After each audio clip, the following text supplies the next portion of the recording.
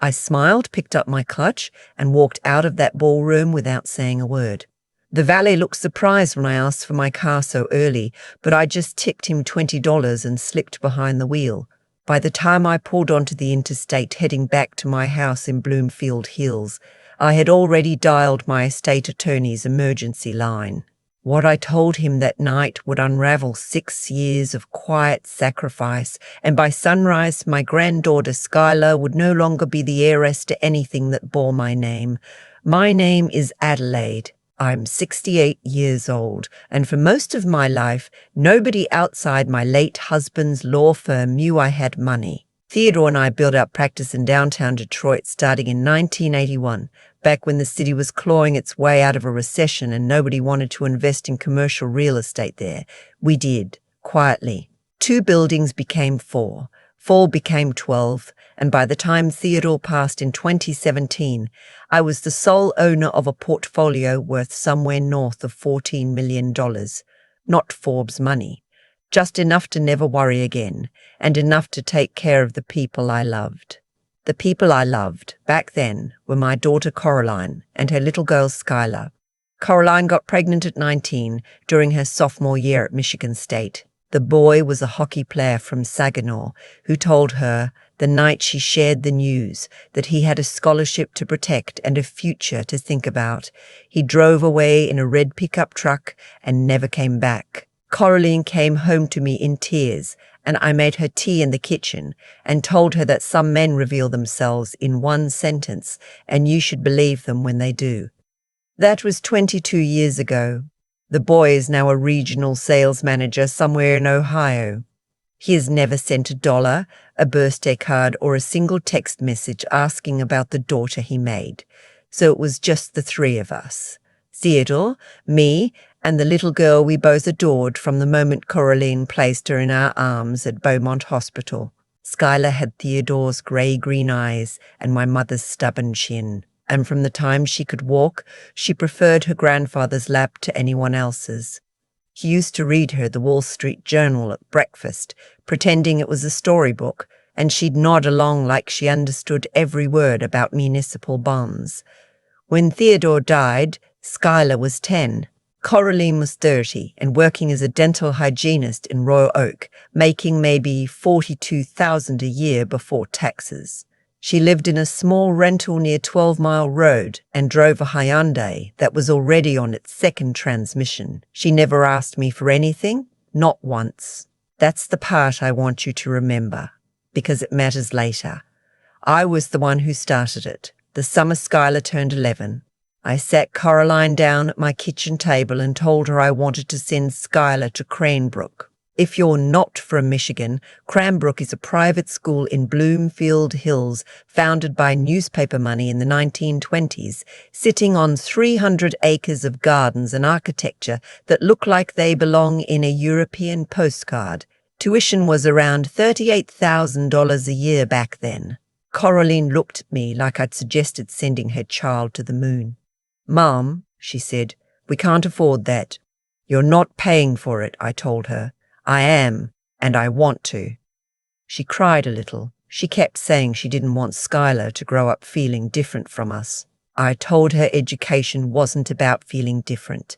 It was about opening doors that staying in Royal Oak public schools wouldn't open. She finally nodded, and the next fall, Skylar started 6th grade at Cranbrook in a navy uniform skirt and a backpack I'd bought her from Saks.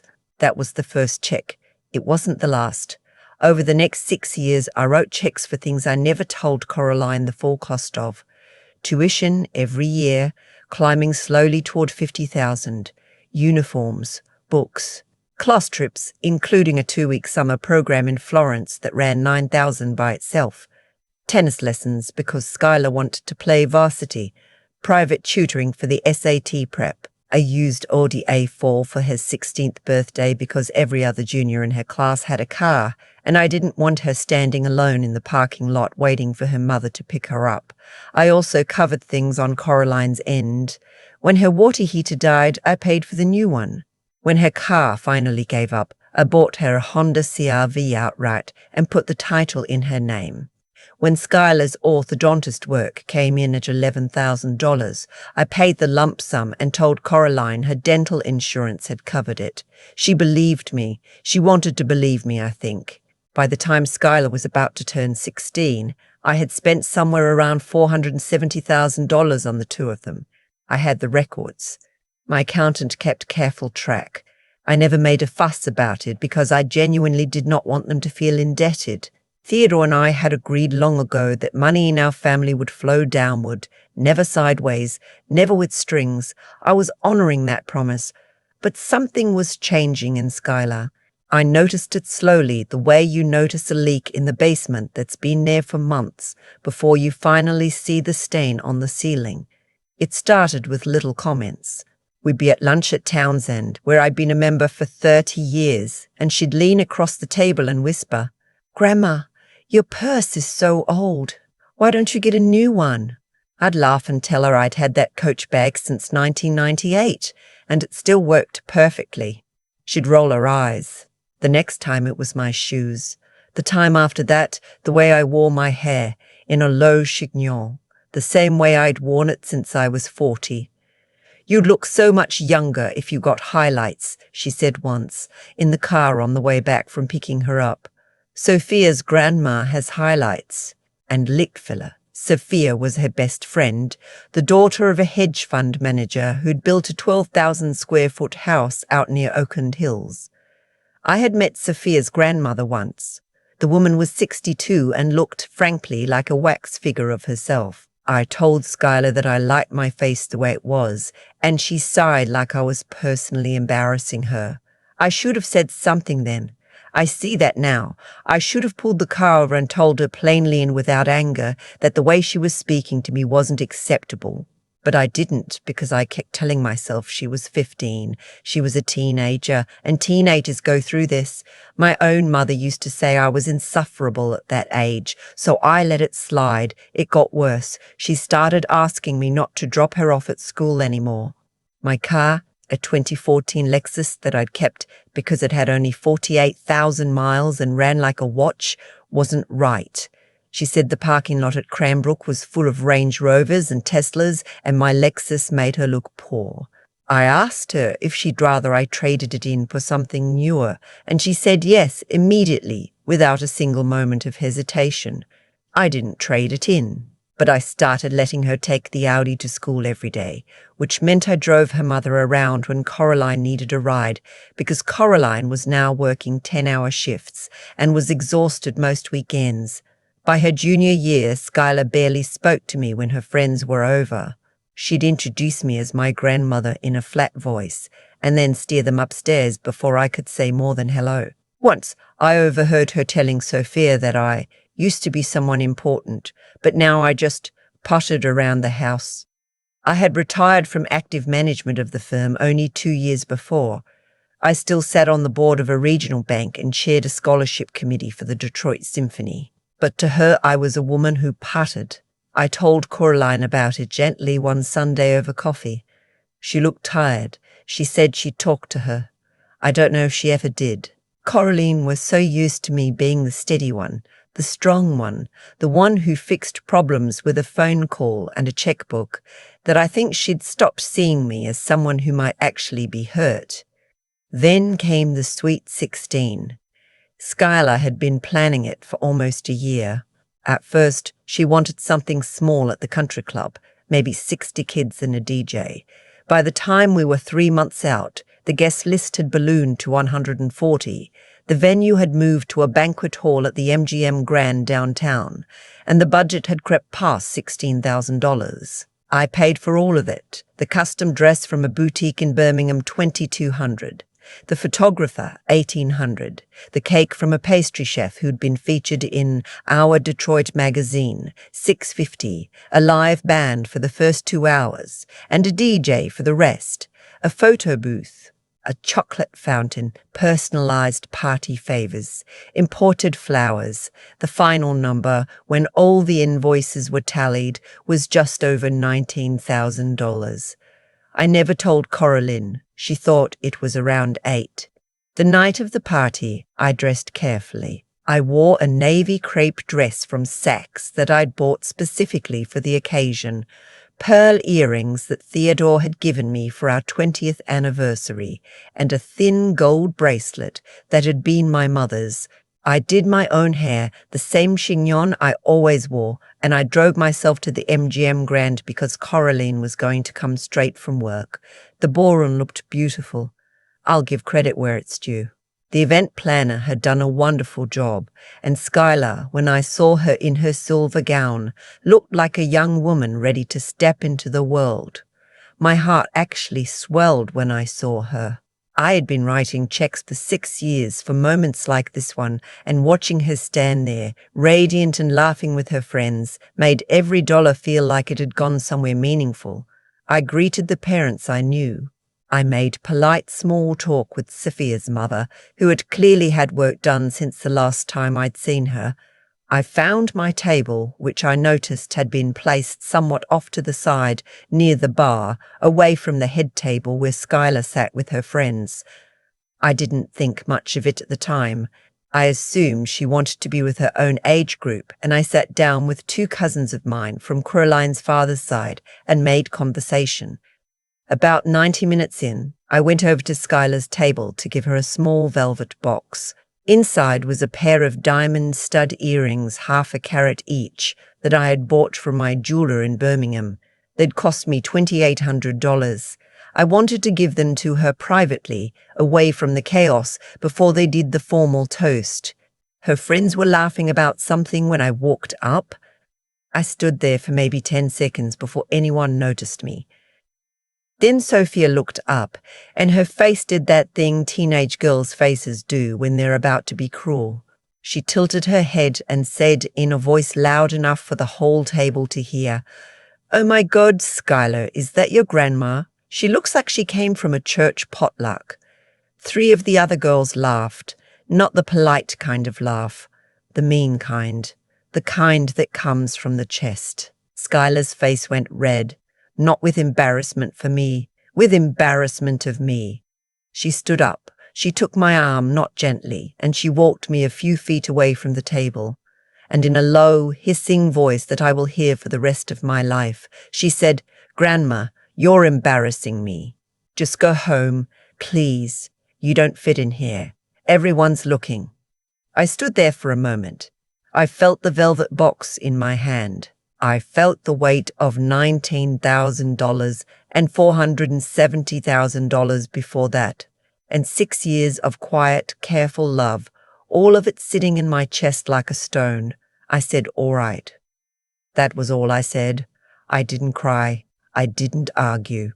I didn't ask her to repeat herself or tell her I loved her or beg her to reconsider.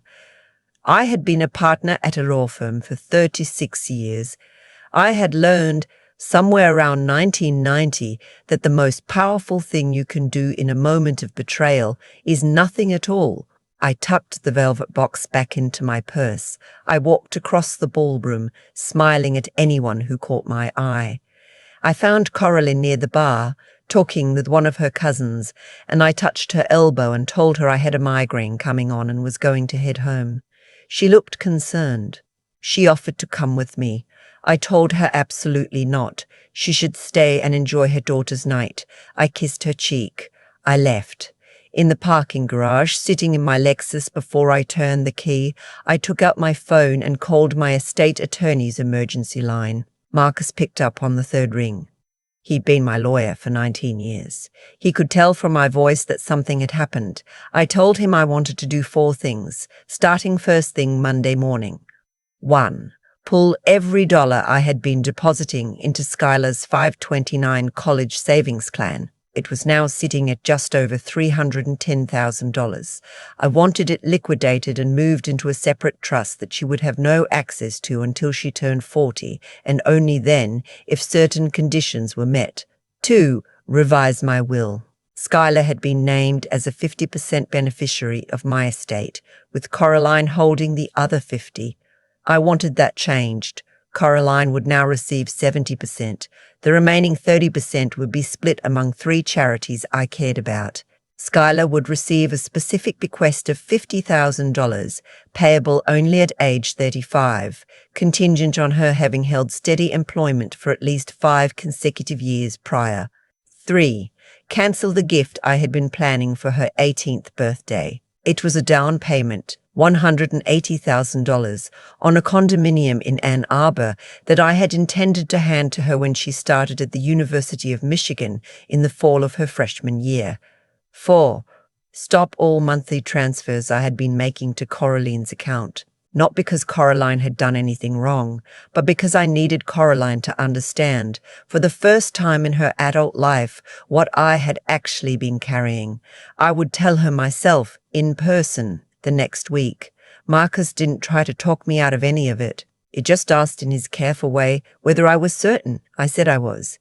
He told me he'd have the paperwork ready by Tuesday. I drove home through the empty streets of Detroit, and when I got back to my house, I poured myself a small glass of brandy, sat in the chair Theodore used to sit in, and looked out at the dark garden for a long time. I want to tell you what happened next, because the part everyone wants to hear is the moment my granddaughter found out, but that's not actually the most important part. The most important part came 2 days later, when I sat down with my daughter. I called Coraline Monday evening and asked her to come over Tuesday morning.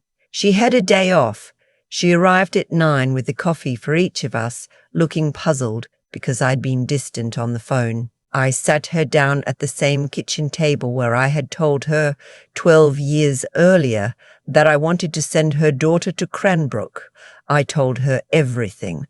I started with the night of the party.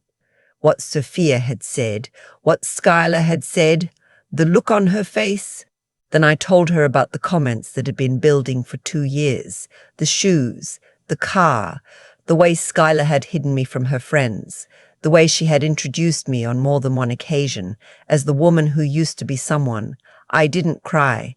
Coraline did. She held her coffee cup and tears just rolled down her face the entire time I spoke. Then I told her about the money. Not in a punishing way, just plainly. I told her the actual cost of Cranbrook, the actual cost of the Sweet 16, the actual cost of the orthodontist work I had pretended insurance had covered. I told her about the 529, the condo down payment, the trust I had been quietly building for her, my daughter, the one she didn't know existed, currently sitting at $1.2 million. She put the cup down and put her face in her hands. "Mom," she said, "I had no idea. I knew you helped. I didn't know it was that much. I would have stopped you. I would have said something. I know," I told her. "That's why I never told you." She asked me what I wanted her to do. She asked if she should pull Skylar out of Cranbrook for senior year. She asked if she should make her get a job. She asked, in a voice that broke me a little, if I was going to cut Skylar off completely. I told her this, and I'm going to tell you the same thing because I think it matters. I told her I wasn't going to disappear from Skylar's life. I was her grandmother, and I would always love her. But I was done being her bank. I was done being the invisible engine that powered a lifestyle she didn't even know was being given to her. From now on, what Skylar received from me would be appropriate to what a grandmother gives a granddaughter. A nice gift on her birthday. Christmas presents, a check inside a graduation card, nothing more. Cranbrook tuition for senior year was already paid. I would not be paying for college.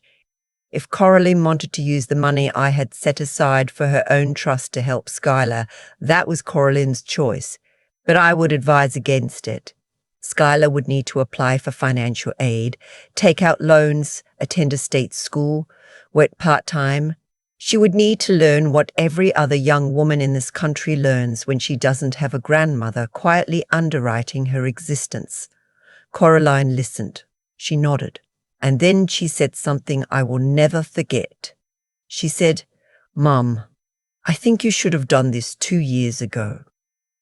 We sat together at that table for another hour. We made a plan for how we'd talk to Skylar. We decided that Coraline would speak to her first that night, and that I would come over the following weekend to have my own conversation with her. We agreed that whatever Skylar said or did in response, we would hold the line together. No yelling, no drama, just facts and consequences. The conversation with Skylar, when it came, did not go well. She screamed. She cried. She told her mother she hated her. She told her grandmother, when I sat across from her in her bedroom that Saturday, that I was the cruelest person she had ever known. She said I was punishing her for one bad night. She said I was destroying her future over a misunderstanding. I let her say all of it. I sat in the desk chair, my hands folded in my lap, and I let her shout. When she finally ran out of breath, I told her this. I told her that what happened at the MGM Grand was not one bad night. It was the natural consequence of 2 years of small cruelties she had stopped noticing because nobody had ever held her accountable for them. I told her that the way she spoke about me, the way she hid me, the way she let her friends speak about me, those things had been telling me for a long time, who she had become. I told her that I had hoped she would grow out of it on her own. She hadn't. So I was going to give her something more useful than money. I was going to give her the experience of going without it. I told her she could spend the rest of her life angry with me. That was her right. Or she could spend the next 10 years becoming someone I would be proud to know, and we could meet each other again as adults on different terms. Either way, I told her, I loved her and I always would. But love, real love, doesn't mean writing checks while you watch a person become someone you wouldn't want to have dinner with. She didn't speak to me for almost a year. She graduated from Cranbrook in June. She enrolled at Wayne State, which had given her a small scholarship. Coraline helped her find an apartment near campus and helped her get a job waiting tables at a steakhouse downtown. The first few months were hard. I heard about it from Coraline. Skylar called her crying about how unfair everything was, how she didn't know how to budget, how she had to share a room because she couldn't afford her own, how the girls she'd gone to Cranbrook with were all at Brown and Vanderbilt and Duke, and she was at Wayne State, which was, in her words, embarrassing. I winced when Coraline told me that. The word embarrassing again. But I held the line. The first Christmas, she sent me a card. It was a simple card, the kind you buy from a drugstore. Inside, in her handwriting, she wrote that she was sorry. Just those words. I'm sorry, Grandma. I read it 3 times. I sent her a card back. I told her I loved her, and I included a $50 gift card to a bookstore I knew she liked. I didn't include anything else. The next spring, she asked Coraline if she could come to Sunday dinner at my house. She came. She looked thinner. She had cut her hair. She didn't wear makeup. She helped me set the table without being asked, and she ate 2 helpings of pot roast, and at the end of the night when she was putting on her coat to leave, she stopped in the doorway and turned back and said, Grandma, the food was really good. Thank you. It was the first time in years she had said thank you for anything. She graduated from Wayne State 4 years later with a degree in education. She paid off her loans within 5 years of starting work, teaching 2nd grade at a public school in Hamtramck. She lives in a small apartment in Ferndale. She drives a used Honda Civic she bought with her own money. She came to my 70th birthday and sat next to me the entire night. We're not what we once were. We will never be that again, and I think we both know it. The closeness we had when she was a small child who fell asleep on my shoulder is gone, but what we have now is something else, something earned. She knows what I did and why. She has told me more than once that she understands. She has also told me on a difficult evening about 3 years ago that she still hates what I did even though she knows it saved her. Both things can be true. I never told her about the trust. The one with the $50,000 she'll receive at 35 if she makes the conditions. Marcus has the paperwork. She'll find out the way she'll find out when the time comes. What I want to tell you, if you're a grandmother or a mother or anyone who has ever poured yourself out for someone who treats you like furniture, is this. Love is not the same as money. They live in different rooms in your house, and the moment you start using one as a substitute for the other, you teach the people you love that you are not a person but a service. And once they believe that, they will use you and they will not even know they are doing it because you taught them this was the arrangement. I should have said something earlier. I should have noticed the first time my granddaughter rolled her eyes at my purse. I should have noticed the second time and the third. By the time we got to the MGM Grand, the damage was already 2 years deep, and I had been the one with the shovel. But I want to tell you something else too, because I don't want to leave you with only regret. It is never too late. I was 66 the night I walked out of that ballroom, and what I learned by walking out was that I had more power than I had been using for a very long time. I had let myself become small in order to make other people comfortable. The night I stopped, my whole life got bigger. I travelled. I went to Lisbon alone for 3 weeks. I started painting again, which I hadn't done since college. I joined a book club. I made new friends, women my age, who had also figured out late in their lives that they were the ones writing the checks. And the granddaughter I lost that night is not the granddaughter I have now. The one I have now calls me on Tuesdays. She sends me photos of her students' artwork. She comes for dinner every other Sunday. She brings the wine, which she pays for with her own money, and she asks me about my week, and she listens. That is what I got in the end by being willing to lose her. I got her back as a real person.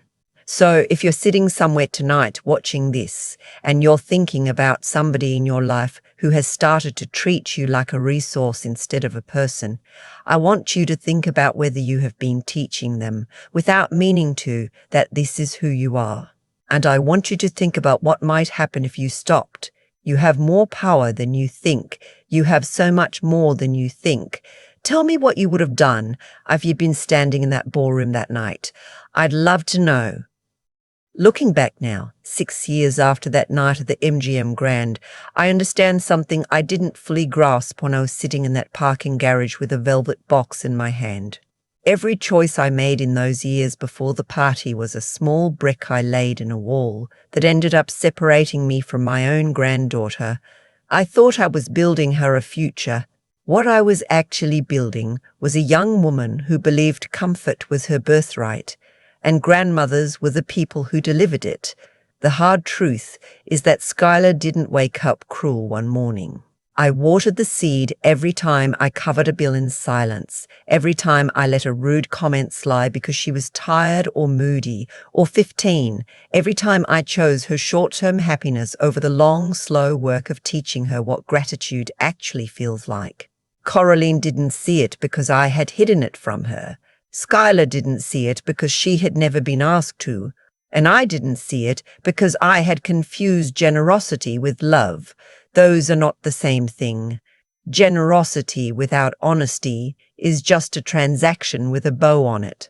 What saved us in the end was that I finally chose the harder kind of love. The kind that says no. The kind that lets a young person feel the actual weight of her choices. When I cut off the money, I wasn't punishing Skylar. I was giving her something she had never received from me, which was the chance to find out who she was without a safety net underneath her. That is the only soil in which character actually grows. I want you to hear me when I say this. Strength is not loud. Strength is the woman who can sit at a kitchen table with her grown daughter and tell her the truth she should have told years ago. Strength is the woman who can hold the line for a year while her granddaughter calls her cruel because she knows that being right is not the same as being liked. And wisdom is what tells you the difference between giving someone what they want and giving them what they need. I was generous for 66 years. I didn't become wise until that night in the parking garage. If you take anything from my story, let it be this. The people in your life are watching how you treat yourself. If you make yourself small so they can feel big, they will not thank you for it. They will simply learn that you are someone who can be made small. The kindest thing you can do for the children and grandchildren you love is to stay whole in front of them. Show them what a person of substance looks like. Show them what it looks like to have limits. Show them that love is not a vending machine. I lost my granddaughter for a year. I got her back as a real person, and a real person is worth 1,000 of the polished, hollow version I was funding before. That trade was worth every dollar I gave up, and every painful conversation I had to sit through to make it.